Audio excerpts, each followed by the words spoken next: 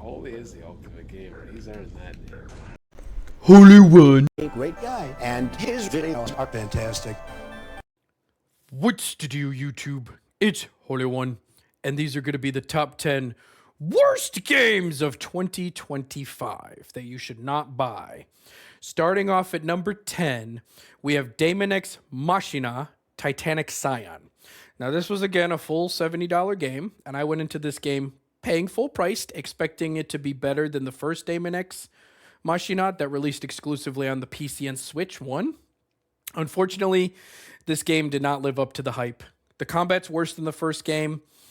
The visuals are not much better. Performance is sketchy at best on the consoles, especially the Switch and the PC.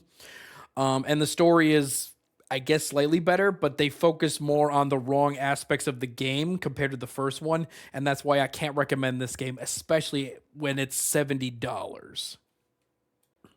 At number 9, we have Assassin's Creed Shadows. Now, a lot of people enjoyed this game. I'm just saying, me personally, coming from Assassin's Creed 3 to playing this one, I was expecting something different based on what people were telling me, like, oh, this is going back to its roots and everything like that. So let me talk about what I actually liked about the game. So the visuals, great. It's a great visual game. Ubisoft nailed it out of the park with the visuals. Unfortunately, that's where the game about ends when it comes to what's good about it. So the story's mid. I didn't really care for the story. I don't have anything against the characters. The combat is okay. The combat is decent enough to play through the game if you can get this cheap. Unfortunately, the Assassin's Creed open world in Shadows is not great. It's very repetitive. It's not what I was expecting it should be for an open world Assassin's Creed game. So other than the visuals, this game is pretty much a skip for me, especially at $70. At number 8, we have Silent Hill F. Now, Silent Hill F, I went into because I beat some of the Silent Hill games like 2, Homecoming, and I was expecting this to be good. Unfortunately, the game is garbage. So the story is trash. It's a misogynistic story of this girl who's, well, go watch Griffin Gaming's video. He'll talk more about it in detail, about how this game is very feminist and not in a good way. The puzzles are garbage compared to like 2 and the other Silent Hill games. The visuals are okay, but the performance hit is not great. Overall, this is not a good Silent Hill game. It reminds me of those spin-off games, again, like Homecoming and those other ones, so definitely avoid it. At number 7, we have Gears of War Reloaded, or as I call it, Gears of War the Cash Grab. Now, I got a lot of hate for people saying, it's not a cash grab. It's a literal port of the game from the Xbox One remastered to basically just put it on PlayStation 5. That's what they did with this game. The servers on PC did not work. It didn't work on the Xbox app to download it. The game runs fine, plays fine, but it's like a $40 cash grab where they're trying to get you to buy the game again just so they could say it's on PlayStation 5. So I'd avoid this cash grab and just pay $5 for the original Gears of War remastered version compared to this cash grab. At number 6, we have Citizen Sweeper 2. Now, what makes this game not great is they did improve a lot with the dice mechanics. However, it severely lacks polishing and balancing for the rest of the game mechanics, which can make it frustrating to play. And worse is the section of the game where there's crew members. You can't really use more of them than 3. So it comes down to a gameplay aspect where this game lacks compared to the first one, and thus why I can't recommend it. At number 5, we have Eternal Strands. Now, Eternal Strands piqued my interest because it had a cool visualization. But other than the style, it ends there. It's got generic boss fights. It's got generic gameplay. Doesn't feel like there's much progression going on.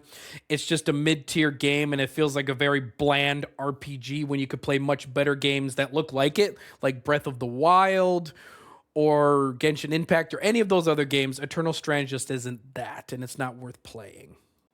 At number 4, I have Sniper Elite Resistance.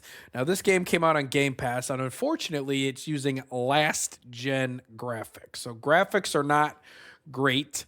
The gameplay is really bad. It's not great.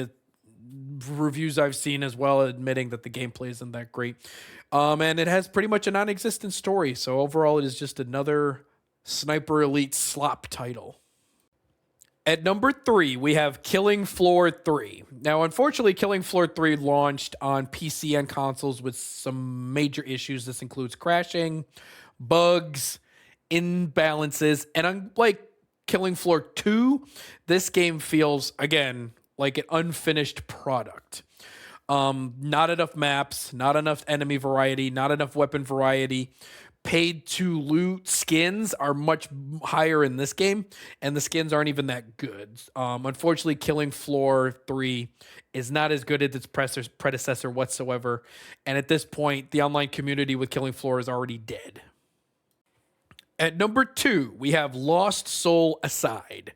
Now, this game went through some development troubles, and it can be seen through the game with its iffy graphics, horrible performance, mediocre story, and super repetitive gameplay. Now, the gameplay is not terrible, but stacking everything all together makes this game not good.